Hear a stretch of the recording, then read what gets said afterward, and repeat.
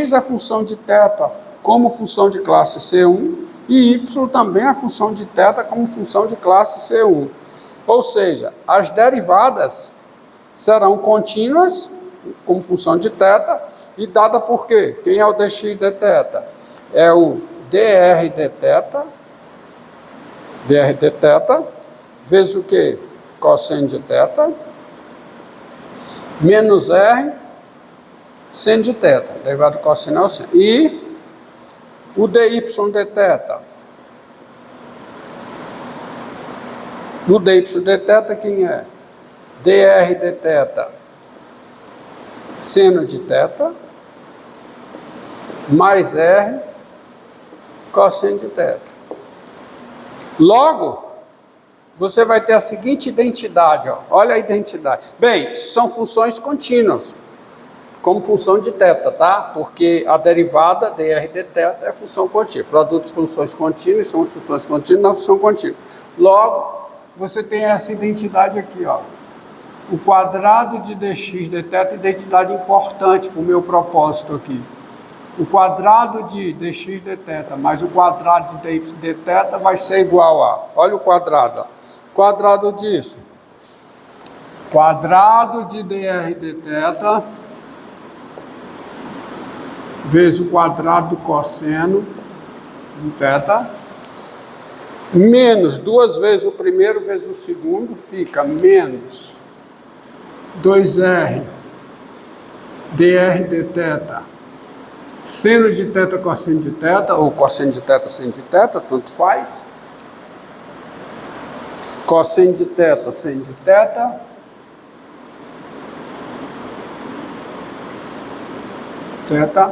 mais o quadrado do segundo, mais R2 seno ao quadrado de θ, mais R2 seno ao quadrado de θ, tá?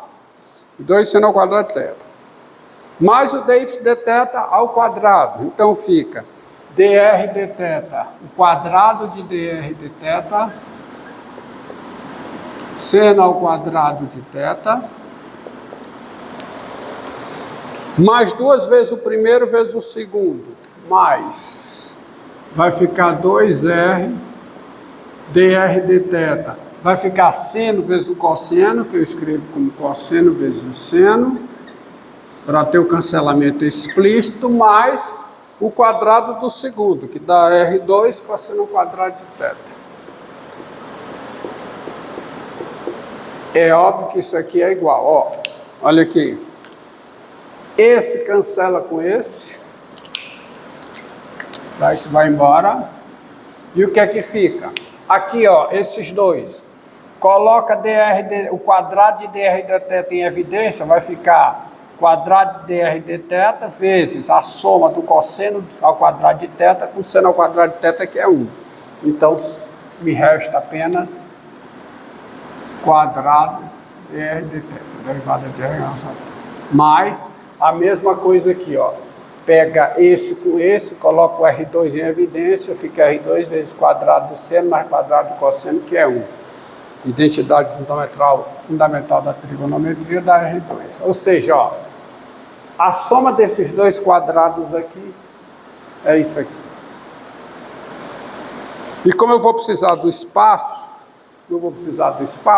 vou apagar e deixar só o resultado, tá? Deixar só o resultado aqui. Então, eu demonstrei que é o que? Isso aqui é dr dθ, o quadrado disso, dr dθ ao quadrado, mais R2. Então, observe, tá? Expressão aqui. Agora, vejamos. Olha, globalmente, a curva gama não necessariamente é o gráfico de uma função y como função de x no sistema de coordenadas cartesianas, é evidente. Globalmente não é, tá? No entanto, eu posso seccionar essa curva, como aqui, ó, esse exemplo. Ó, esse pedaço aqui não é gráfico de y como função de x, mas é gráfico de x como função de y. Esse pedaço aqui, tá certo? Ele é gráfico de y como função de x. E esse pedaço aqui é gráfico, não é gráfico de y como função de x, mas é gráfico de x como função de y. Então eu vou fazer o seguinte, eu vou admitir que a curva, globalmente, ou ele é o gráfico de y como função de x, ou é gráfico de x como função de y. Se não for, eu secciono. Então eu vou trabalhar como se eu estivesse num pedaço que tem y como função de x. Então eu vou fazer o seguinte, vou desenhar aqui, vou tirar essa parte aqui, depois eu volto a essa discussão, tá? Então eu vou desenhar assim, ó, para você entender. Eu vou desenhar agora da seguinte forma. Está aqui o eixo polar, está aqui a alfa beta, e eu propositalmente vou desenhar, vou esboçar uma situação alfa, está aqui o beta, onde a curva é o gráfico de y como função de x. Está aqui, a curva gama é o gráfico de y como função de x.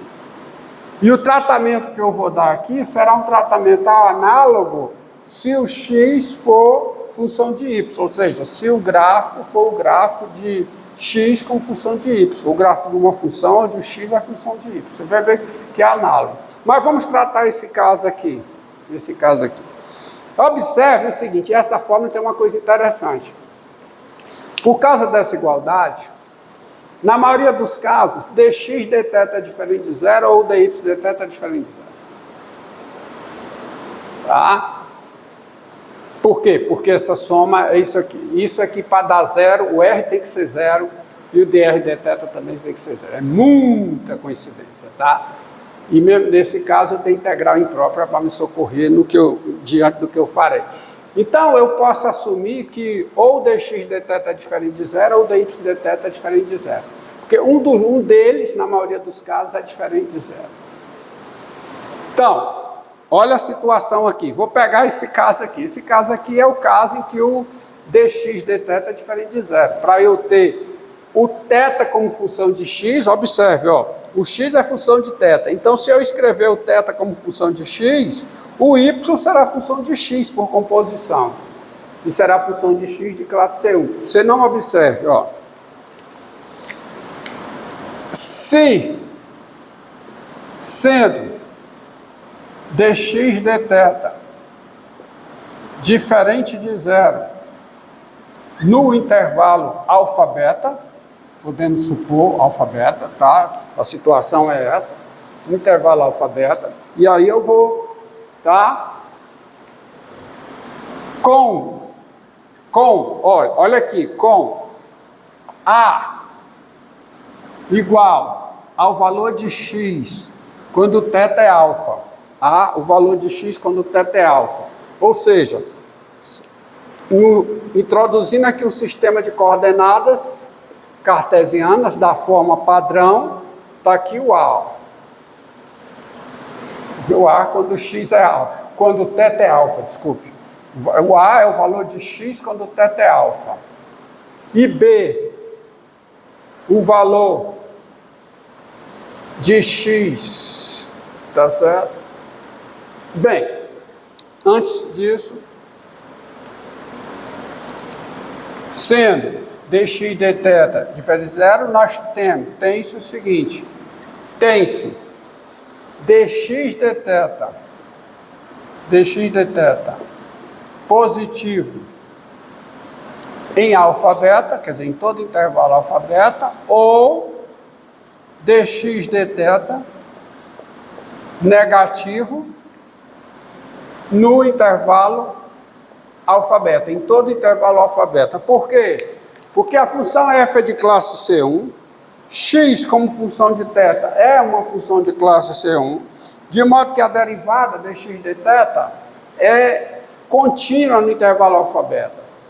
Se a derivada é diferente de zero, a derivada não pode ser positiva num ponto e negativa no outro. pois, pelo teorema do valor intermediário, ela teria que ser zero no meio desses dois pontos, o que não ocorre pela hipótese.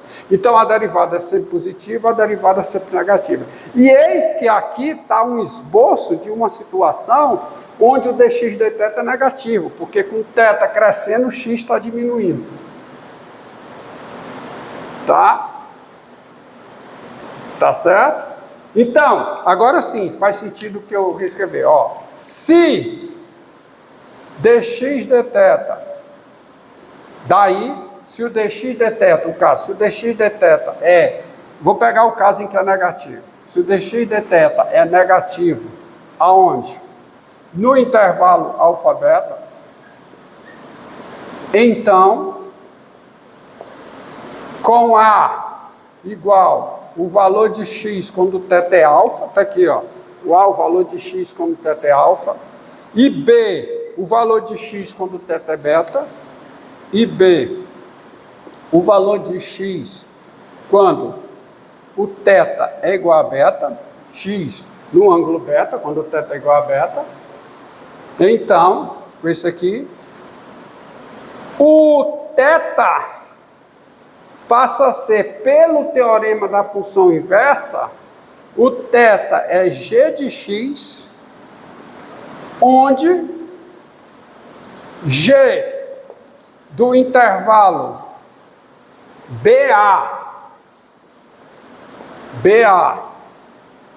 g do intervalo BA no intervalo alfa-beta, que é a função inversa, é pelo teorema da função inversa, né? Pelo teorema da função inversa, onde g é uma função de classe C1. Segue o teorema da função inversa. Porque a inversa de uma função de classe C1, x como função de θ, x é a função de θ por uma função de classe C1. Sendo invertível, né? Pelo teorema da função inversa, ela vai ser, você vai ter, porque isso aqui ela é estritamente decrescente, tá? Então ela vai do intervalo BA no intervalo alfa-beta, estritamente decrescente. Tá certo? Tá aqui, ó. Ela vai do intervalo BA no intervalo BA no intervalo alfa-beta, estritamente decrescente, que ela está decrescendo. Então, a função g, tá? Você tem esse caso aqui, porque quando o θ é alfa, o x é alfa, de alfa a beta, ela é estritamente decrescente, derivada negativa. Mas, então, ela vai ter inversa. Ela vai ter inversa, tá? E aí o θ é g de x, onde g de b em a é uma função de classe C1. Isso é o teorema da função inversa. Daí, por composição, y é h de x, se for compor, é o que eu disse, né? Como x é função de θ, o θ é função de x, o y, por composição, passa a ser função de θ, dada também por o y passa a ser função de x, dada também por uma função de classe C1. De novo, é o caso em que o gráfico, que a curva é o gráfico de uma função y como função de x. Então, daí o y é igual a h de x, onde a função h é de classe C1, aonde? No intervalo BA. Ou seja, isso aqui, essa curva gama, é o gráfico de quem? Da função h. Logo, você tem a fórmula para calcular o comprimento de gama. Quem é o comprimento de gama? É a integral de quê? De B a A, de quê? Da raiz quadrada de 1 mais a derivada da H em x ao quadrado, integral em x, que é igual a integral de B a A da raiz quadrada de 1 mais. Aqui ficou dy dx ao quadrado dx. Agora eu vou mudar a integral da variável x para a variável θ. Então isso aqui fica a integral de, vou escrever tudo em função de θ. Então isso aqui, bem, pelo teorema, pela regra da cadeia e teorema da função inversa, tá? dy dx, quem é? É o dy dθ sobre o dx dθ ao quadrado, vezes o dx. Mas quem é o dx? É o dx dθ, dθ. Tá? E a integral agora fica a integral. Quando o x é b, quanto é o θ? O θ é beta. Tá? Quando o x é a, quem é o θ? O θ é alfa. Então fica essa integral. E essa integral dá a integral de beta a alfa, de quê? Olha o que fica aqui, ó. Quadrado do quociente, é o quociente dos quadrados. Então fica dy dθ quadrado sobre dx dθ ao quadrado, de forma que eu posso escrever isso como sendo dx dθ ao quadrado, mais o que? Dy dθ ao quadrado, tá? E tudo isso está dividido dentro da raiz por dx dθ ao quadrado, que sai da raiz como o quê? Como 1 sobre o módulo de dx dθ. Só que, sendo dx dθ negativo, o módulo de dx dθ é menos dx dθ. Então fica dx dθ aqui e o menos vem para cá. Vezes o quê? Dx dθ, dθ. Mas isso é simples. Isso aqui fica menos a integral de beta alfa, é a integral de alfa beta, e aqui fica a raiz quadrada de, quem é dx dθ ao quadrado, mais dy dθ ao quadrado, ó. Aqui, em coordenadas polares, dr dθ,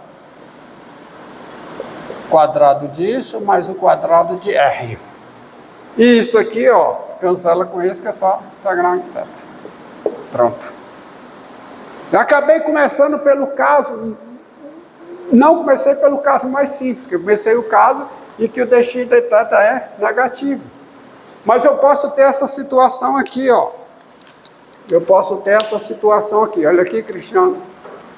Agora tu vai ter que estar lá. Eu posso ter essa situação aqui, que é aqui o alfa,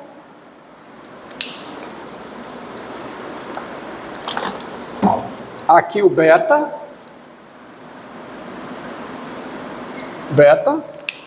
e a curva gama aqui. Esse é um caso em que o x cresce com o crescimento do alfa, ou seja, o caso em que a derivada é o quê? Um caso em que a derivada é positiva, tá? Que é essa situação, pode ocorrer. Nessa situação, é a situação em que o dx dθ é o quê, ó? Aqui, que positivo. Que tem dx dθ positivo ou dx dθ, dx dθ positivo, dx dθ negativo. E eu gostaria de analisar esse caso. Mas se for o caso em que o dx dθ é positivo, em alfa beta, o x é crescente, com A, então a função g não é de BA, é de AB em alfa beta. São de classe C1. Daí, YH de x, estou analisando aquele caso, tá? Esse caso aqui, essa situação. Aí, Cristiano, tem que acompanhar aqui. Essa situação. Então, você tem aqui de classe C1 em AB, com a derivada positiva. Então, isso aqui é a integral de quê? De AB, disso, que é a integral de AB daqui, que vai ser a integral de quê? De alfa a beta. E aqui não muda sinal. Por que não muda sinal? Porque quando sair o dx dθ daqui, sai o módulo de dx dθ. No caso em que dx dθ é positivo, então o próprio dx dθ continua sendo alfa beta. Então sai o mesmo valor. A forma é a mesma. Aí voltando à discussão inicial. Voltando à discussão inicial. Tá? Bem, esse é o caso. Deixa aqui. Deixa quieto. Deixa quieto, ó. Ficamos aqui, gama.